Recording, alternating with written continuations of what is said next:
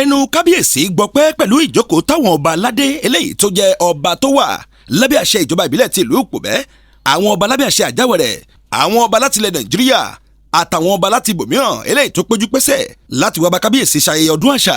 Èèyàn Okiti Mefa tó wà nílùú Agaba. Okiti Mefa yìí ni wọ́n ti ṣe ọ̀pọ̀lọpọ̀ àwọn ètùtù ẹ̀ láti fẹ̀mí ìmoore hàn sí gbogbo àwọn èèyàn tí wọ́n lọ láti lọ tọrọ nǹkan lọ́dún tó kọjá tí wọ́n sì rí agbára Okiti Mefa tó wà nílùú Agaba. Kabiessi ọba Yekini Abdul Kebir Adebowale Ziso ẹlẹ́ẹ̀kẹrin tó sọ wọn ló dúpẹ́ lọ́wọ́ gbogbo àwọn èèyàn tó wà ní ìkàlẹ̀ lásìkò tí ayẹyẹ ọdún ọ̀hún àti ètò ìgbàlejò ń lọ nílùú Agaba. Ẹ̀tọ́ ni kò yọ pé Kabiessi ọba ọlọ́họ̀rí ti ìlú ọ̀họ̀rí ìjè ọba Solomon Ẹ̀dún ló fi àdúrà ṣíde níbi ayẹyẹ ọ̀hún. Àwọn ọba tó wà ní ìkàlẹ̀ kò ló ń kà. Ọba Elésìkàmí Adébọlá Adékíwọ́ tìbọlẹ̀, Kabiessi ọba Dr. Adeleke Shitu, ọba Ológùnbà ti ìlú Ògùnbà, ọba ìlú Ìmàṣẹ̀ àtàwọn lẹ́ẹ̀kan tó ìdórí ọba ìlú Ìmẹ̀kọ. Kabiessi ilẹ̀ Nàìjíríà náà pẹ̀lú kò gbẹ́yìn. Alayeluwa ọba Abdulaziz Adéjìmí Oyèkànmí Aláìgbé Ọ̀kíní, àwọn náà pẹ̀lú kò ṣàìwà ní ìkàlẹ̀ níbi ayẹyẹ ọdún ọ̀hún.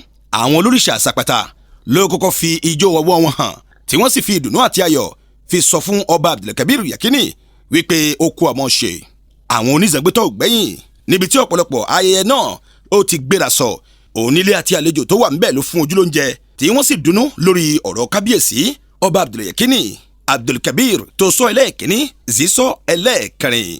Lásìkò tí ọba Adebowale ń sọ̀rọ̀, wọ́n gbóríyìn ńláńlá fún gbogbo àwọn lọ́balọ́ba tó wà ní ìkàlẹ̀. Bákan náà ni wọ́n tó fi ọ̀rọ̀ yìí sọ nípa díẹ̀ nínú ìtàn ìgbé ayé wọn. Ẹgbẹ́láyé tó jáde látẹnu Kabiessi lásìkò tí wọ́n ń kí wọn káàbọ̀ síbi ayẹyẹ náà. Mo kí Ọlọ́run. Èmi kíní kan tó yẹ kí wọ́n kàn tí ẹ̀ta kí wọ́n fi ra owó àtùpà lásán. Tọ́lọ́run wá kádàrá wípé èmi náà máa bá àwọn bàbá mi, àwọn ọ̀gá mi jókòó báyìí. Ẹ bá mi sọ pé alhamdulillah. Tí wọ́n bá ń pín ní pínpín ní sàárà, mi ò lérò wípé ọba lè kàn mí. Mi ò lérò pé ọba lè kan ọmọ bàbá mi rárá dépò tí ó fi wá kàn mí. I was a presenter, ṣiṣẹ́ ní radio station káàkiri, ṣiṣẹ́ ní Facebook, ó ń ṣiṣẹ́ cameraman, à ń ya fíìmù gbogbo ẹ̀ káàkiri. Ó wálé ni wá ṣe ìtọ́jú ráńpẹ́. Òòṣà tá à ń ṣọdún ẹ̀ lọ́wọ́lọ́wọ́ yìí láì lérò tẹ́lẹ̀ ló kì mí mọ́lẹ̀ lójijì tó ní kí n jọba ìlú Agaba.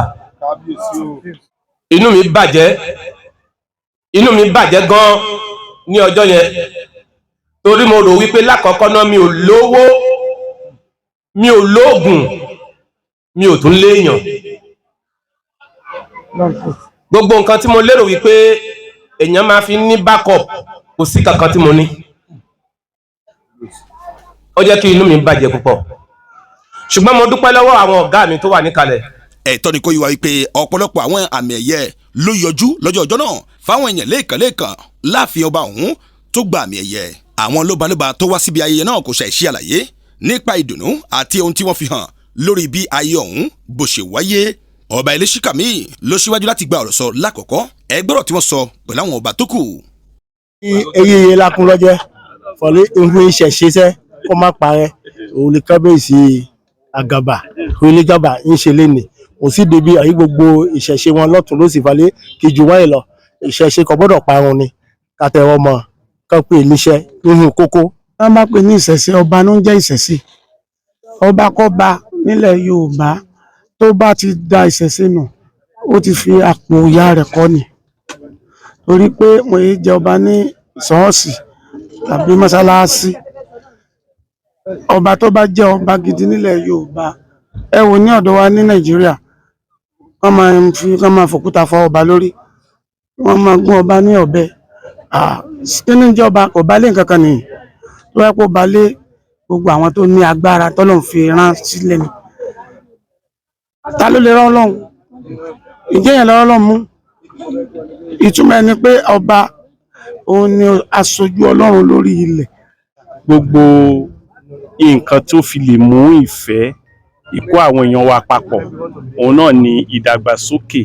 Ọba sì ni àmì gbogbo ará ìlú a lè rí lé ní pé àwọn èèyàn kábíyèsí ṣùmọ́ kábíyèsí tí wọ́n sì fi hàn pé nítòótọ́ àwọn làwọn fẹ́ kábíyèsí lóyè.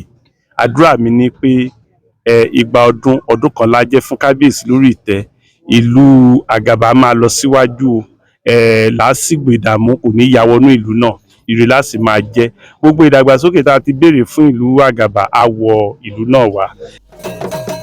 Ǹjẹ́ ti ìlú àti tijó làwọn èèyàn fi wà ní ìkàlẹ̀? Àdúsà Daniel tí gbogbo èèyàn mọ̀ sí olóyè Jagomolu ti ìlú Agaba ìyẹn ti Kweli-Gaba, àwọn náà pẹ̀lú kò ṣe ìdúgbòlóhùn kan fún wa lẹ́yìn tí wọ́n fi ń bẹ ìjọba láti ṣíjú àánú wò wọ́n ní ìlú náà. Ọ̀pọ̀ ọdún la ó ṣe torí tó bá ń wáyé báyìí ọmọ ìlú tó wà lókèèrè wọ́n lè padà kí wọ́n wá sílé kí wọ́n wá bá wa ṣọdún. Wọ́n mú gbà àdúrà pé kí ìjọba tó ń wà lásìkò yìí gan kí wọ́n rántí ìlú wa. Kò sí ọ̀nà, kò sí iná, à ń pè wọ́n pé kí wọ́n tú ẹdẹ wa kí ọba tó wà lọ́dọ̀ wa náà kó bá pẹ́ ó pẹ́ fún wa.